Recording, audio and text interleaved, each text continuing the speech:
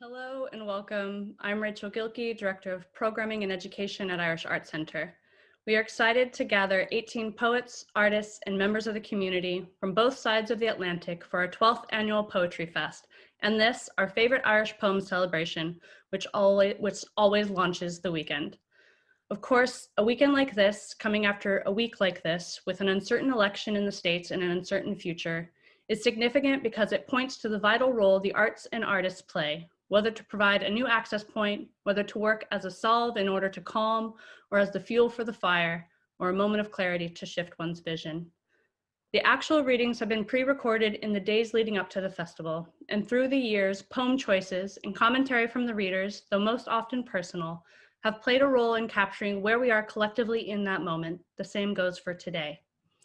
Over the course of the hour, I am pleased to welcome PoetryFest poets Ailbhe Darcy, Miriam Gamble, Ada Limón, Terrance Hayes, and Paula Meehan, who you can hear read their own work across events all day tomorrow. Members from the world of arts and culture, Emma Dabiri, Kit Deval, festival founding curator Belinda McKeon, and special guest curator Katie Raissian, Graham Norton, Leanne Shapton, and Zadie Smith, and some of our colleagues from the New York Irish arts community, Ciaran O'Reilly and Charlotte Moore from the Irish Repertory Theatre, George Heslin, New York Irish Centre, Professor John Waters, Glucksman Ireland House NYU, and Brendan Costello, Irish-American writers and artists. Initially, the idea was to gather these organizations in an active community as we continue to operate our work online, and we currently do not have those monthly connections and conversations when attending each other's events. But in this week, it's also an important reminder of the privilege we share as arts organizations to connect artists and audiences, a privilege I know we do not take for granted. Thank you to our festival poets and to our special guests for sharing today a favorite Irish poem. Thank you to Culture Ireland and Irish Arts Centre sponsors for supporting this work. And thank you to Nick Laird, poet, writer, critic, professor, and curator of the 12th Annual Poetry Fest, who will now share a few words of introduction. So, welcome to the 12th Annual Poetry Fest at the Irish Arts Centre, except it's not at the Irish Arts Centre, it's in your living room and in my study and all over the world. So, Vulture, I think we have to change the date of this festival in future years. We've been here before trying to talk about and listen to poetry in the midst of intense political turmoil. In fact, we've been here every year for the last 4. But now we're actually waiting for election results, and there is claim and counterclaim and much unrest, and the strain and the sleeplessness is pretty intense. I can't find anything good to say about any of that, I'm afraid. In Ireland, poetry's always had a special role. In ancient times, the filla, the Gaelic word means something like seer, was regarded as not just a poet but also a lawgiver, a judge, a counsellor to the chief, a historian, something like a cross between a magician and a wizard. I mean, times have changed, but even in these dark times, I would hold to the slightly uncanny nature of the contract, to the numinous quality of time spent listening to or writing or reading poetry. We've lost 3 wonderful poets this year, Evan Boland, Ciaran Carson and Derek Mann, and we'll be reading some of their work tonight to pay tribute to the dedication they brought to their craft. What are we doing when we hear a poem and then another? We're experiencing in words the feelings of others, and then we're doing it again. Listening to these readings tonight, we will be time travelling. We will be leaping from body to body, from mind to mind, letting other people speak through us. That in itself is a radical act. Reading poems, hearing poems, embodying in words a chain of apprehensions, is to know something of a writer's particular way of being in the world. We experience some part, verbally, chemically, emotionally, electrically, of what the writer felt. Aside from protesting, from voting, from donating, I'd say that reading poetry and hearing it read are progressive undertakings, are acts hopeful of unity and empathy. The hand of a poem is open, never clenched in a fist. Even if the poem resists our immediate comprehension, it aims to impart some clarity, some union, some recognition, however small. When, like tonight, a dozen or more poems are arranged and spoken side by side, you see something of the plurality of the human. It's no small thing to be reminded that other people's wants and fears are mappable on ours, if only for the length of a poem, particularly in this historical moment in which public rhetoric seeks to separate the world into the banal, binary, essentialist categories of them and us, of black and white, of left and right. And I'm reminded here of a short poem, Semantic, by George Oppen, that great, engaged American poet. There is that one word which one must define for oneself, the word us. To read poetry, to return to a space for second thoughts, for complexity, for empathy, for words that are not defensive or aggressive or divisive or belittling, renews faith in language and courage in the possibilities of protest. Poetry is always a form of political intervention, since it creates a reader who is interested in other people, in relations between experience and truth. Poetry is one kind of civic response to the barbarities of the two-bit huckster's spiel, his slogans, his dog whistles. It insists on attempting to tell the truth. So thanks for joining me at this difficult time, and I hope we can all find some solace and hope in the words offered to us tonight. All right, good evening.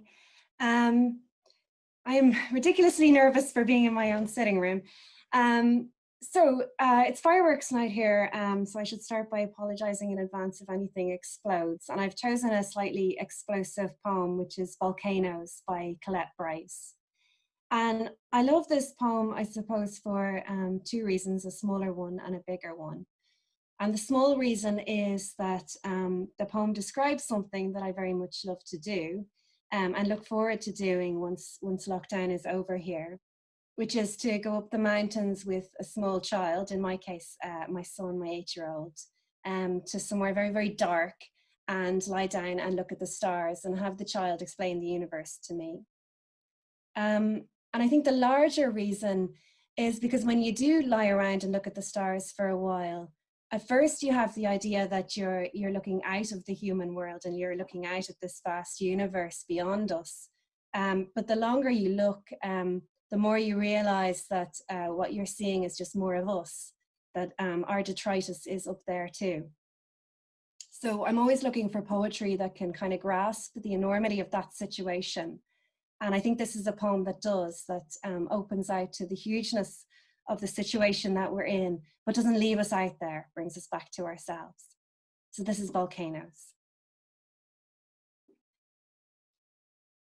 The fine wrought iron furniture is adult-sized, yet somehow miniature, painted a pine or a racing green. And our hostess could be the new Monroe, wearing the face from a framed up poster hung in the lab of my science teacher all those lives ago, who would clamp her palm like a gag on the smile to show us the anger in the eyes. Next to the murmuring guests, a child is lying, stretched out on the lawn. For the child has learned of the curvature of the earth and is listening for the core that sounds like an old gas fire, quiet yet persistent, there. The roar of isolated flame, impossible. Then a mind ablaze with a deep unease. The earth has vents, I tell the child. Vents release and vents restrain. Safety. We look to the skies for the black of the void with its billion eyes. For the sky is the mind that grew to birth the core and the layers and the crust of the earth. The mind in the cavern of the skull, the limits of the skies, the core in the dark behind the eyes. Hi, I'm Zadie Smith. I'm going to read a favourite Irish poem. I'm going to read A Disused Shed in County Wexford by Derek Mann, who obviously died recently. There's an essay, I really love called Human Personality by Simone Weil, where she talks about the great inarticulacy of suffering. And she compares the kind of competitive argument of rights. You have no right to do this, you have no right to do that. She says that's a perfectly valid language for democracies and for countries, but there is also a broader ethical language of justice in which the most powerful thing that could be said is, what you are doing to me is unjust.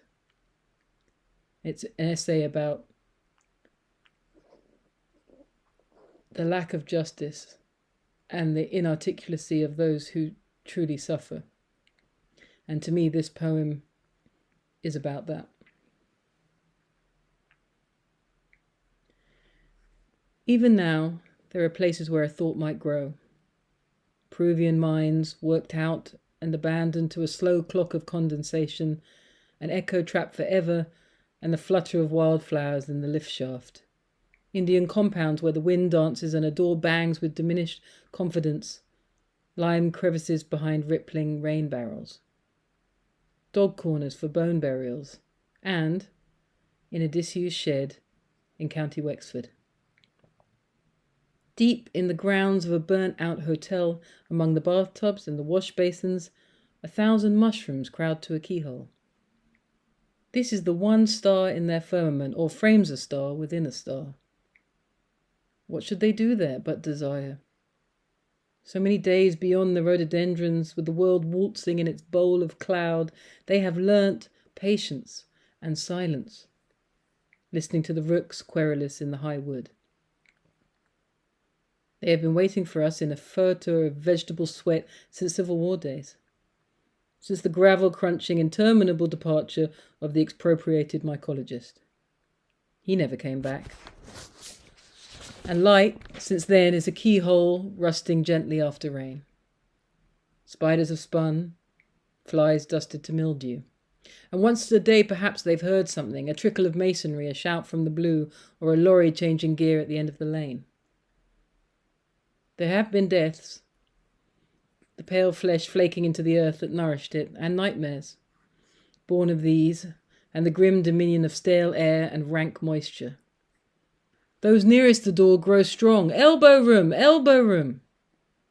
The rest, dim in a twilight of crumbling utensils and broken pitchers, groaning for their deliverance, have been so long expectant that there is left only the posture. A half-century, without visitors, in the dark. Poor preparation for the cracking lock and creak of hinges, magi, moon men, powdery prisoners of the old regime, web-throated, stalked like triffids, racked by drought and insomnia. Only the ghost of a scream at the flashbulb firing squad we wake them with shows there is life yet in their feverish forms. Grown beyond nature now, soft food for worms. They lift frail heads in gravity and good faith. They are begging us, you see, in their wordless way, to do something, to speak on their behalf, or at least not to close the door again. Lost people of Treblinka and Pompeii. Save us, they seem to say. Let the God not abandon us who have come so far in darkness and in pain. We too had our lives to live. You with your light meter and relaxed itinerary, let not our naive labours have been in vain.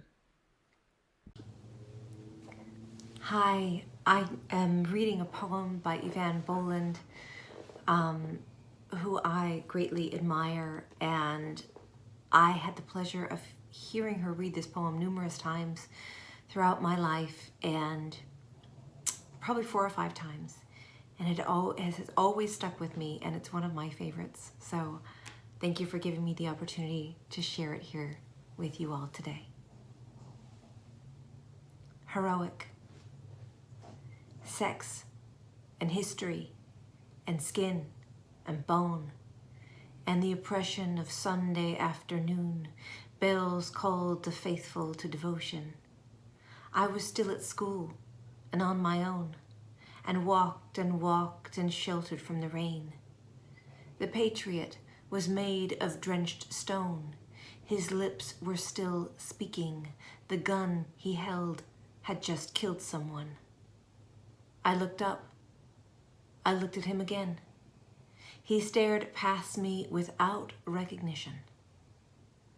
I moved my lips and wondered how the rain would taste if my tongue were made of stone, and wished it was, and whispered so that no one could hear it but him. Make me a heroine. Thank you. Cows by Martina Evans. Cows are mostly silent, sharp-shouldered, fertile, moist-eyed, long-lashed, cream-coloured, or black and white, or brown and white, or red and white. White with red ears, the ones from the underworld. Motherly, slow walking, vegetarian, horny, and gentle. All women dread to be called cows. Hello, my name is Belinda McKeon, and I'm happy to be here with everybody. I'm going to read Ciaran Carson's poem Belfast Confetti from his collection The Irish for No from 1987. It's a poem, and I should say first that it's just over a year since Ciaran Carson's death, and I wanted to read this just as to remember him. He was one of our visiting poets at PoetryFest, and it was really lovely to have him with us in New York. Anyway, this poem is about language and how warfare is born of the use and misuse of language, which is something that feels ever more relevant as the hours tick past. Belfast Confetti. Suddenly, as the riot squad moved in, it was raining exclamation marks. Nuts, bolts, nails, car keys, a fount of broken type. And the explosion itself, an asterisk on the map. This hyphenated line, a burst of rapid fire. I was trying to complete a sentence in my head, but it kept stuttering. All the alleyways and the side streets blocked with stops and colons. I know this labyrinth so well. Balaclava, Raglan, Inkerman, Odessa Street. Why can't I escape? Every move is punctuated. Crimea Street, dead end again. A Saracen, Kremlin 2 mesh, Markerlon face shields, walkie-talkies. What is my name? Where am I coming from? Where am I going? A fusillade of question marks. Hello, I'm Kit Deval, and this is Swineherd, simple and beautiful. When all this is over, said the swineherd, I mean to retire, where nobody will have heard about my special skills, and conversation is mainly about the weather. I intend to learn how to make coffee, at least as well as the Portuguese lay sister in the kitchen, and polish the brass fenders every day. I want to lie awake at night, listening to cream crawling to the top of the jug, and the water lying soft in the cistern. I want to see an orchard where the trees grow in straight lines and the yellow fox finds shelter between the navy blue trunks, where it gets dark early in summer, and the apple blossom is allowed to wither on the bough. Thank you. During the summer, I had to say goodbye to my big old labradoodle, Bailey.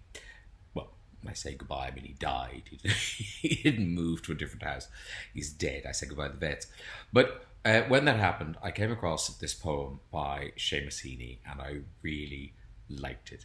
The poem's called Carlo, which was the name of his dog. And actually, when I was looking for this poem online, I discovered that Emily Dickinson also had a dog called Carlo. So there you go. Carlo. I'm afraid the millennium means nothing to Carlo. My heart aches for him, with one eye gone blind and his whole body slowed. His bark is still loud, but not as aggressive, not that rampant fuck off of a dog in his prime, hurling and barreling round the backyard. I undervalued all that at the time, his just being there, like a bolt from the garden, woofing and panting, or worrying plastic bottles or bags. Our mad perforator and show-off performer. He once bit a writer, or better say nipped. Regrettably, nipped has to be the mot juste. He went wild at jet trails. You'd be conscious of nothing but sunbeat and lawn heat, when he'd work up a snarl, like a slow Cape Canaveral burn up and lift off, then launch himself barking into the blue, then quit and come running, like a form of forgiveness. Now I'd like to relive those years of aloofness. I'm sorry I didn't give and take more notice and pleasure each hour of each day. I'd stroke him, of course, at night, and at times when he didn't expect it, my sudden meltdown of hapless affection. But mostly, the case was live and let live, which is hardly enough. The film on his eye, his blindsided trot, reminds me of that. Even his tail, tum-tumming the floor when I come through the door, reminds me of that. Ever more slowly, tum-tumming the floor.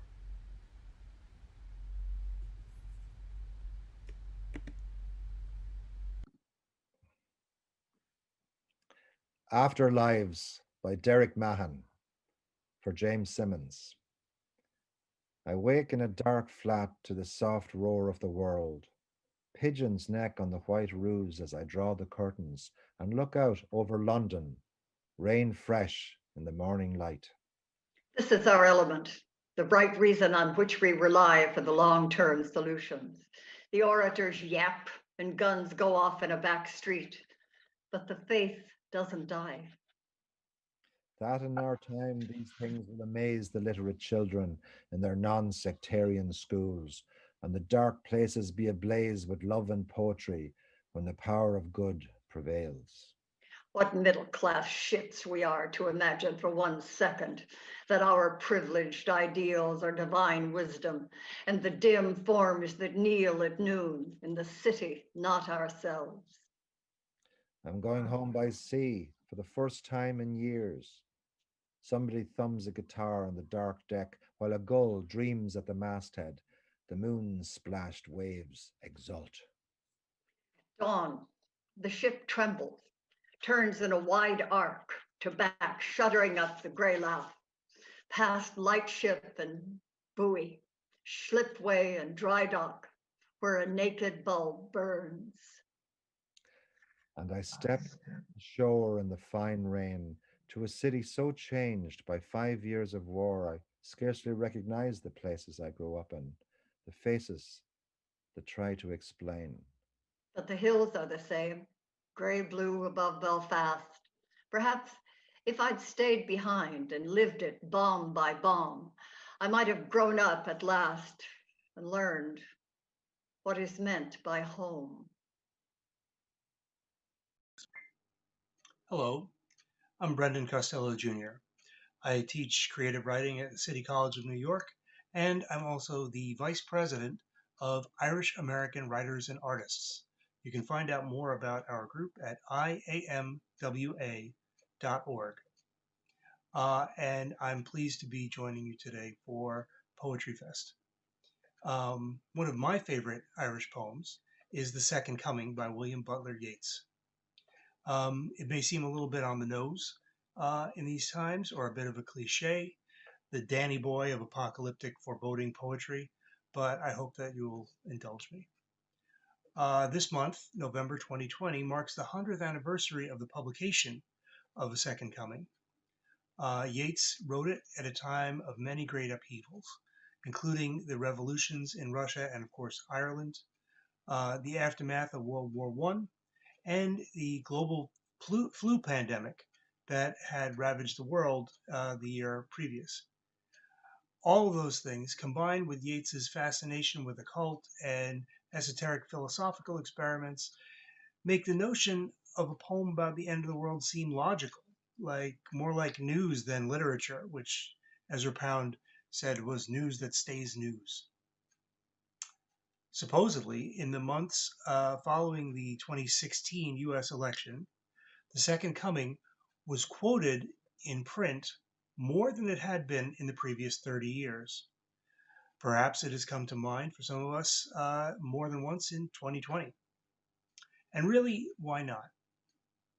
With all that's been happening this year, with the social and political and life or death tumult, The Second Coming is as resonant as ever. Yeats was making art, but he was surely thinking and writing politically as well. By the way, we ought not to delve too deeply into Yeats's various political leanings. Let's just say that, like Ezra Pound, not all of his positions or associations have aged well. But if The Second Coming were merely a political allegory or a theosophist nightmare, we probably wouldn't be talking about it 100 years after its writing. Yeats's language, and especially the imagery he uses, evokes the fear and despair that we feel when the world barges in and wreaks havoc with our lives. And it's that emotional expression that resonates so deeply with me. Not the poet being prophetic or heroically artistic, but his ability to present that feeling, even if it is disturbing. For me, it's a gesture of solidarity for those who have feared the end or the ongoing consequences of chaos, for those who came before Yeats, and for all of us a century after. The poem does not solve any of our problems any more than it solved the problems of Yeats's time. That's not what poetry is supposed to do. In this case, it also doesn't offer much comfort or reassurance that everything is going to be just fine. But if it resonates with you, as it does with me, the poem is a reminder, almost hopeful, I guess, that we have faced trying times before and gotten through them, and we can and will again. So here now is The Second Coming by William Butler Yeats. Turning and turning in the widening gyre, the falcon cannot hear the falconer. Things fall apart, the center cannot hold. Mere anarchy is loosed upon the world. The blood-dimmed tide is loosed, and everywhere the ceremony of innocence is drowned. The best lack all conviction, while the worst are full of passionate intensity. Surely some revelation is at hand. Surely the second coming is at hand. The second coming. Hardly are those words out, when a vast image out of Spiritus Mundi troubles my sight. Somewhere in the sands of the desert, a shape with lion body and the head of a man, a gaze blank and pitiless as the sun, is moving its slow thighs, while all about it reel shadows of indignant desert birds. The darkness drops again, but now I know that 20 centuries of stony sleep were vexed to nightmare by a rocking cradle. And what rough beast, its hour come round at last, slouches towards Bethlehem to be born? Hi, begging your indulgence, I'm actually going to read two poems because I'm from Belfast, and with the year that's been in it, it would feel wrong to not read something by both Derek Mann and Ciaran Carson. In Belfast by Derek Mann is a poem that's been in my life for a really long time. I think we actually had it as an unseen poem in sixth form in school. And I've always been kind of simultaneously captivated and mystified by it, while at the same time seeing some really recognizable things within it, finding it really resonant of Belfast. I guess I've taken different things from it at different times in my life, and at the moment I'm sort of thinking of it as a poem about literally, though also metaphorically, keeping your head down and kind of enjoying yourself not to in Belfast.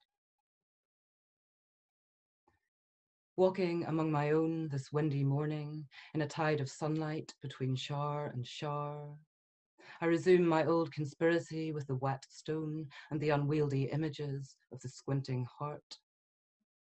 Once more, as before, I remember not to forget. There is a perverse pride in being on the side of the fallen angels and refusing to get up. We could all be saved by keeping an eye on the hill at the end of every street, for there it is, eternally if irrelevantly visible. But yield instead to the humorous formulae, the spurious mystery in the knowing nod, or we keep sullen silence in light and shade, rehearsing our astute salvations under the cold gaze of a sanctimonious God. One part of my mind must learn to know its place. The things that happen in the kitchen houses and echoing back streets of this desperate city should engage more than my casual interest, exact more interest than my casual pity. Ciaran Carson is a poet and writer more generally, the sort of cornucopia or kaleidoscope or labyrinth of whom I'm still kind of finding my way around all these years after first encountering the work. I think he was so many writers in one writer, which makes it really difficult to pick a single poem by him, but I've chosen one from a book called Breaking News, which largely comprises really short-lined and quite short imagistic poems. And I just remember when it first came out being really struck by, sort of stunned by how so much could be done with so little. So the poem is called Campaign. Shot, the horse fell, a crow plucked the eyes. Time passed, from a socket crept a butterfly. So here we go. Seamus Haney, a dog was crying tonight in Wicklow also. When human beings found out about death, they sent the dog to Chukwu with a message. They wanted to be let back into the house of life. They didn't want to end up lost forever, like burnt wood disappearing into smoke, or ashes that get blown away to nothing. Instead, they saw their souls in a flock at twilight, cawing and headed back for the same old roost and the same bright airs and wing stretchings each morning. Death would be like a night spent in the woods. At first light, they'd be back in the house of life. The dog was meant to tell all this to Chukwu. But death and human beings took second place when he trotted off the path and started barking at another dog in broad daylight, just barking back at him from the far bank of a river. And that is how the toad reached Chukwu first. The toad, who'd overheard in the beginning what the dog was meant to tell. Human beings, he said. And here the toad was trusted absolutely. Human beings want death to last forever. Then Chukwu saw the people's souls and birds coming towards him like the black spots off the sunset to a place where there would be neither roost nor trees nor any way back to the house of life. And his mind reddened and darkened all at once, and nothing that the dog would tell him later could change that vision. Great chiefs and great loves in obliterated light. The frog in the mud, the dog crying out all night behind the corpse house. Hi everyone, my name's Katie Raissian, and I'm involved with the PoetryFest every year. I have been for the last few years. It's a great honour to work with Nick and Rachel on it. Like Ailbhe, I've also chosen a poem tonight that looks to the stars to reckon with the enormity of our existence for the time that's in it. It's one of my favourite Yvonne Boland poems, one of her better known poems as well. And I've been rereading it a lot these last few months for solace. And it's a poem just of deep, beautiful wisdom. Outside history. These are outsiders always. These stars, these iron inklings of an Irish January, whose light happened thousands of years before our pain did. They have always been outside history. They keep their distance. Under them remains a place where you found you were human, and a landscape in which you know you are mortal, and a time to choose between them. I have chosen. Out of myth and history, I move to be part of that ordeal whose darkness is only now reaching me from those fields, those rivers, those roads clotted as firmaments with the dead. How slowly they die as we kneel beside them, whisper in their ear. And we are too late. We are always too late. Thank you. Hello, my name is George Heslin, and this is my first time part of the event, so it's great to be here, and so lovely to hear all these beautiful, exquisite words. Today I've chosen a poem by John O'Donoghue. This is The Time to Be Slow. This is the time to be slow. Lie low to the wall under the bitter weather until the bitter weather passes. Try as best you can not to let the wire brush of doubt scrape from your heart all sense of yourself and your hesitant light. If you remain generous, time will come good, and you will find your feet again on fresh pastures and promise, where the air will be kind and blushed and beginning. Thank you. Hi, my name's Leanne Shapton. I'll be reading Donal Logue, translated by Lady Augusta Gregory. Today is Election Day 2020. Donal Logue. It is late last night the dog was speaking of you. The snipe was speaking of you in her deep marsh. It is you are the lonely bird through the woods, and that you may be without a mate until you find me.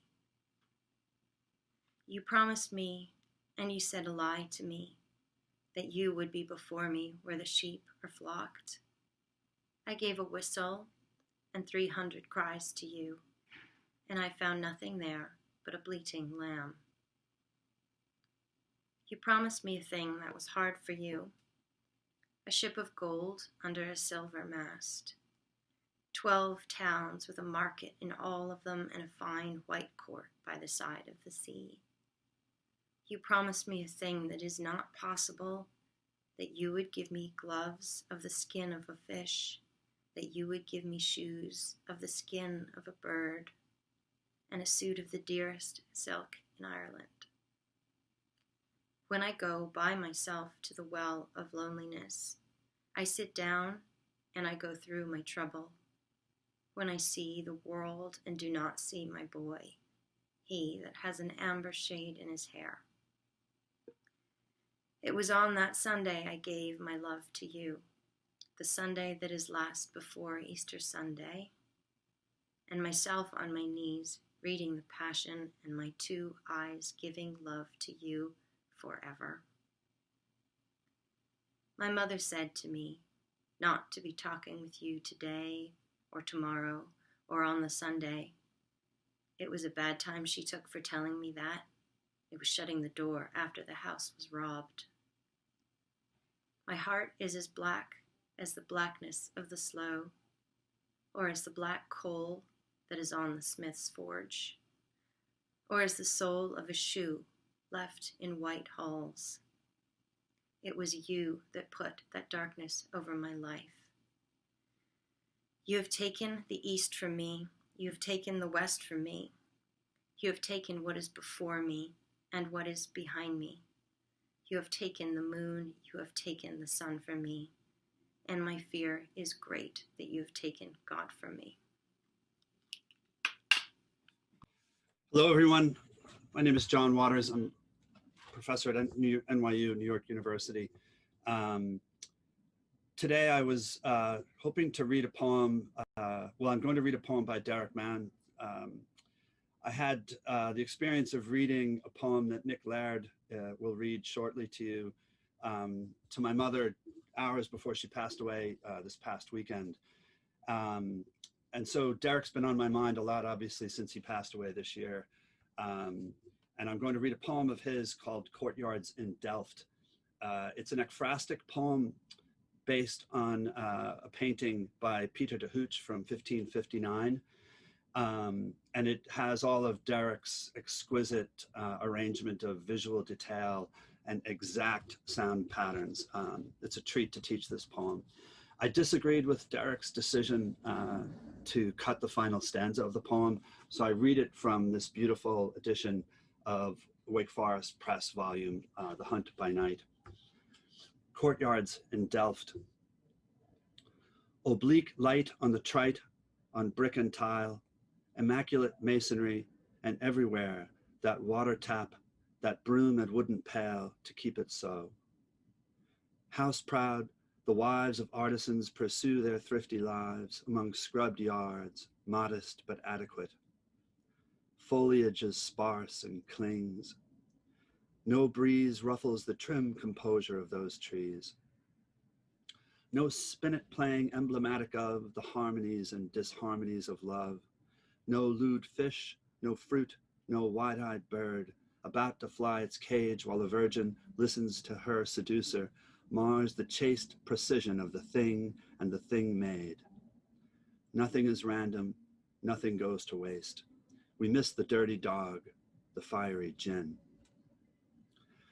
That girl with her back to us who waits for her man to come home for his tea will wait till the paint disintegrates and ruined dikes admit the esurient sea.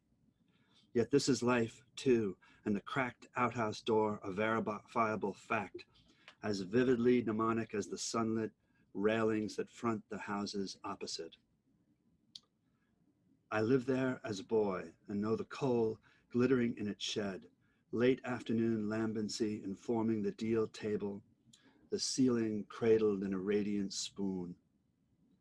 I must be lying low in a room there, a strange child with a taste for verse, while my hard-nosed companions dream of war, of parched veldt and fields of rain-swept gorse. For the pale light of that provincial town will spread itself like ink or oil over the not yet accurate linen map of the world which occupies one wall and punish nature in the name of God. If only now the Maenads, as of right, came smashing crockery with fire and sword, we could sleep easier in our beds at night. Thank you.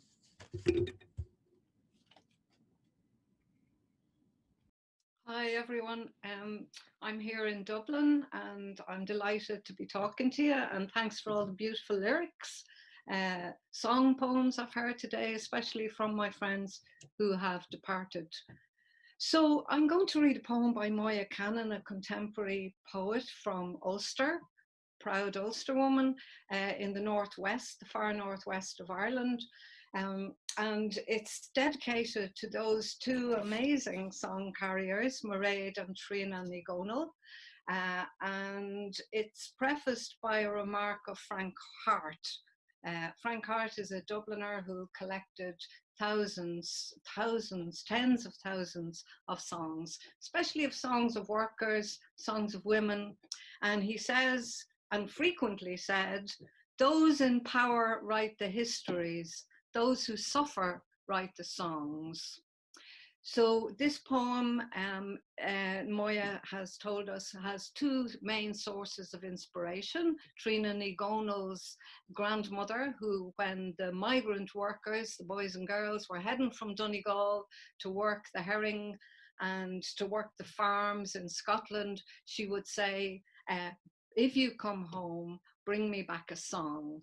The other source of inspiration was a Black historian that Moya met when she was on tour down in the southern states, who was researching her own family history. And that conversation sparked this great poem, which is beloved by musicians here and everywhere, Carrying the Songs.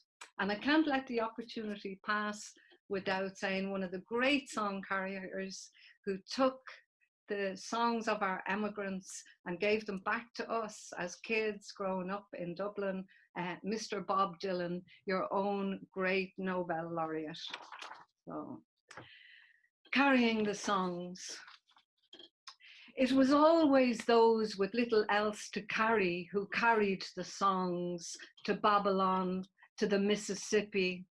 Some of these last possessed less than nothing, did not even own their bodies. Yet, 3 centuries later, deep rhythms from Africa stowed in their hearts, their bones, they carry the world's songs. And for those who left my county, girls from Downings and the Rosses, who followed herring boats north to Shetland, gutting the sea's silver as they went, or boys from Ranafast who took the Derry boat, who slept over a rope in a bothy. Songs were their soul's currency, the pure metal of their hearts, to be exchanged for other gold, other songs which rang out true and bright when flung down upon the deal boards of their days. So thank you. Hi,